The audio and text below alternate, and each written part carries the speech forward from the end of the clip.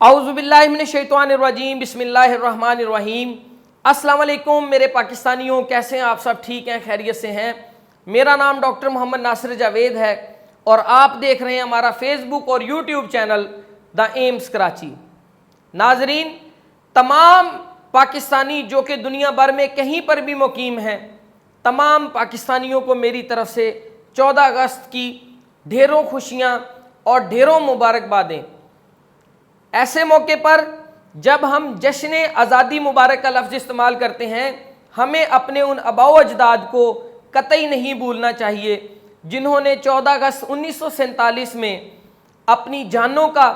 اپنے مال کا، اپنی بہن بیٹیوں کا اور تمام اپنے ایسٹس کا خیال کیے بغیر اور بڑی ہی جد و جہد کے ساتھ یہ آزادی آج ہمیں پلیٹ میں رکھ کر دے دی ہے۔ ہمیں ان کو اور ان کی کاوشوں کو کبھی بھی نہیں بھولنا چاہیے، اور بینگ اے پاکستانی اب ہمیں ان کے لیے دعائے خیر ضرور کرنی چاہیے ان خوشیوں کے موقعوں پر، جن کی وجہ سے آج ہم اس ملک کی تازہ ہواؤں میں انجوائے کر رہے ہیں۔ اور ایک بات یاد رکھیے گا، وہ تمام لوگ جنہوں نے اس آزادی کی خاطر ہمارے لیے قربانیاں دی ہیں، آج یہ آزادی ہم سے بہت کچھ طلب کر رہی ہے۔ ایک چھوٹی سی سٹوری، ایک چھوٹا سا واقعہ میں آپ کی گوش گزار کرتے چلوں کہ ایک دفعہ ایک شخص پاکستان کا بارڈر کراس کر کے انڈیا چلا گیا۔ ذرا تھوڑا سا آپ کو یہ بھی بتاتا چلوں کہ پاکستان اور انڈیا کے بارڈر پر یہ جو لائن آف کنٹرول کی یہ جو وائر ہے یا جو تار ہے، یہ بہت بعد میں لگائی گئی لا اینڈ آرڈرز کی سچویشنز کو دیکھتے ہوئے۔ پہلے یہ صرف ایک زمین پر لکیر تھی، نشاندہی تھی، اور یہ تعین کیا گیا تھا کہ یہ پاکستان کی حدود ہے یا یہ انڈیا کی حدود ہے۔ مویشی پاکستان کی حدود سے انڈیا کی حدود میں چلے جاتے اور انڈیا کی حدود سے پاکستان کی حدود میں بھی آ جاتے تھے، اور اس طرح سے کبھی وہ لوگ جو ناآشنا تھے یا جو کسی کے ہاں کوئی مہمان گیا ہوا ہے یا کوئی بھی غیر جانبدار شخص جس کو اس لائن کے بارے میں خبر نہیں ہوتی، تو وہ غلطی سے اس لائن کو کراس کر کے انڈیا کی حدود میں، اور انڈیا کے لوگ غلطی سے پاکستان کی حدود میں بھی آ جاتے تھے۔ تو ایسا ہی ایک واقعہ اس وقت پیش آیا جب ایک شخص پاکستان کی حدود غلطی سے کراس کر کے انڈیا چلا گیا۔ وہاں کے لوگوں نے اس کا گھیراؤ کر دیا اور اس کو پکڑ کر لے جا کے ایک گھر میں بند کر دیا اور پاکستانی جاسوس ڈکلیئر کر کے اس کے اوپر کافی تشدد کیا اور اس کے ساتھ بہت ناروا سلوک کیا۔ سارا دن اس کو مار پیٹ کر ایک کمرے میں بند کر کے رکھا کہ جب انڈین فوج آئے گی اس کے حوالے کیا جائے گا اور اس سے شاباشی لی جائے گی۔ جب رات کا اندھیرا چھا گیا تو سب لوگ جب اپنے اپنے بستروں پہ چلے گئے تو ایک خاتون جو کہ اپنے ہاتھ میں تھوڑی سی روٹی اور ایک گلاس پانی لے کر اس شخص کے پاس آئی اور کانپتے ہاتھوں سے اس نے اس شخص کو روٹی پیش کی اور اس کو کہا کہ بیٹا یہ پانی بھی پی لو۔ تو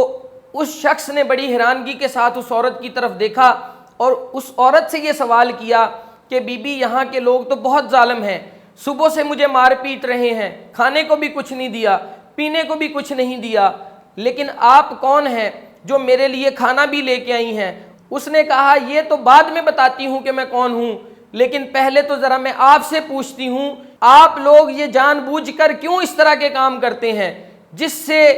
ہمیں شرمندگی ہوتی ہے، جس سے آپ کی قوم کو شرمندگی ہوتی ہے، جس سے پاکستان بنانے والوں کو شرمندگی ہوتی ہے، آپ کیوں یہ وائلیشن کرتے ہیں؟ اس نے کہا بی بی، میں غلطی سے یہ لائن کراس کر کے آ گیا ہوں، میرا اس میں کوئی قصور نہیں ہے، میں کوئی جاسوس نہیں ہوں۔ اس نے کہا نہیں، آپ غلطی سے نہیں، آپ جان بوجھ کر یہ کام کرتے ہیں، اور میرا پیغام دے دینا جا کے تمام پاکستانیوں کو کہ میں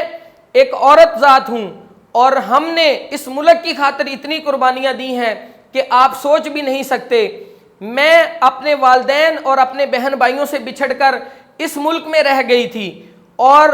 آج میں ایک غیر مسلم کے گھر میں رہتی ہوں اور میں نے ان غیر مسلموں کے بچے پیدا کیے ہیں۔ میری طرح کی سینکڑوں، ہزاروں نہیں بلکہ لاکھوں ایسی خواتین ہیں جن خواتین نے آپ لوگوں کی آزادی کی خاطر اپنی زندگیاں قربان کی۔ کچھ نے زہر کھا لیے، کچھ نے کنویں میں چھلانگیں لگا دیں، اور جو یہ سب کچھ نہ کر سکی، جو خودکشی نہ کر سکیں، ان خواتین نے مجبوراً غیر مسلموں کے ساتھ زندگیاں گزاریں۔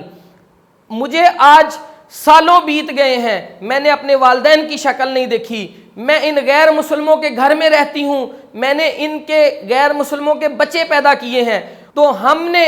اس ملک کی خاطر اتنی قربانیاں دی ہیں، ہماری جیسی کتنی خواتین ہیں۔ اور اگر سچ میں دیکھا جائے تو ہمارے ملک کی تاریخ لکھنے والوں نے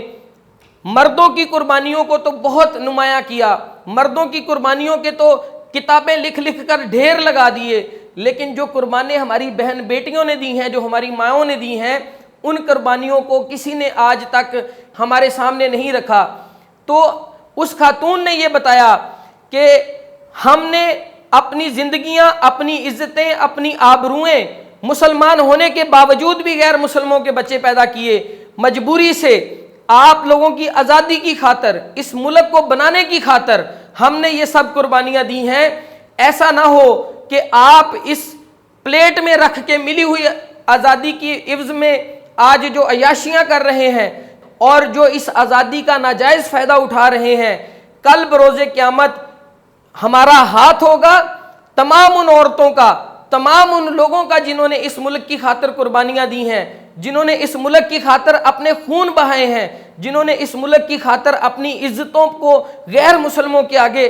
نچھاور کیا ہے۔ کل ہمارا ہاتھ ہوگا اور آپ سب کا گریبان ہوگا، اور ایسا نہ ہو کہ کل بروز قیامت اللہ کے سامنے ہم آپ لوگوں کے گریبان میں ہاتھ ڈالیں اور آپ لوگوں سے اس بات کا جواب مانگیں کہ یہ وہ ملک ہے جس ملک کی خاطر ہم نے اپنی عزتیں نچھاور کی، یہ وہ ملک ہے جس ملک کی خاطر ہم نے، یا جس آزادی کی خاطر ہمارے بڑوں نے اپنی بچیوں کو، اپنے بچوں کو اور اپنے تمام ایسٹس کو چھوڑ دیا۔ اور آپ تمام لوگ جن کو یہ آزادی بہت آسانی سے مل گئی ہے، ان کو احساس نہیں ہے، وہ اس ملک میں ہر ناجائز کام کرتے ہیں، ہر برا کام کرتے ہیں، ہر طرح کی عیاشی کرتے ہیں۔ لہٰذا میرا پیغام دے دو ان تمام لوگوں کو جا کے کہ ایسا نہ ہو کل بروز قیامت ہمارا ہاتھ آپ کے گریبان سے نہ نکلے۔ تو میرے دوستو، میری بہن بیٹیوں، ذرا کبھی ہم غور کریں، اس درد کو محسوس کریں، ذرا اس بات کی جو تلخی ہے، یا کبھی خلوت میں بیٹھ کے اس کو محسوس کریں کہ یہ کتنا بڑا درد ہے کہ ایک مسلمان عورت ایک غیر مسلم کے گھر میں، اور ایسی سینکڑوں نہیں، ہزاروں نہیں بلکہ لاکھوں خواتین جو اس طرح کی اگزامپلز ہیں،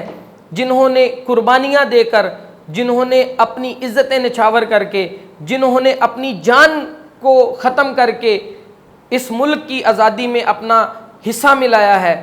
آج ہمیں ان کے اس دکھ درد کو بھی سمجھنا چاہیے۔ آج ہمارے ٹیچر کو چاہیے کہ وہ اپنی ایمانداری سے اپنا کام کرے، آج ہمارے ڈاکٹر کو چاہیے کہ وہ اس ملک کی آزادی کو غنیمت جانتے ہوئے اپنا فرض ادا کرے۔ آج ہمارے تمام جو لیڈران ہیں، جو ہماری حکومتیں ہیں، ان کو بھی چاہیے کہ وہ جس مقصد کے لیے یہ ملک بنا کر ان کے حوالے کیا گیا ہے، اس مقصد کو پورا کریں،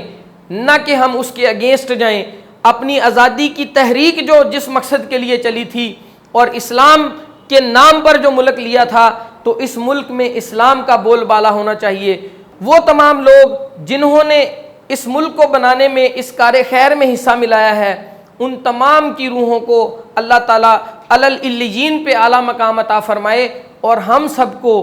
ان کے قربانیوں کا لاج رکھتے ہوئے اپنی تمام تر ذمہ داریوں کو بخوبی نبھانے اور اپنے تمام جتنے بھی ہمارے اختیارات ہیں ان کا مثبت استعمال کرنے کی توفیق عطا فرمائے۔ بہت شکریہ۔ السلام علیکم ورحمۃ اللہ۔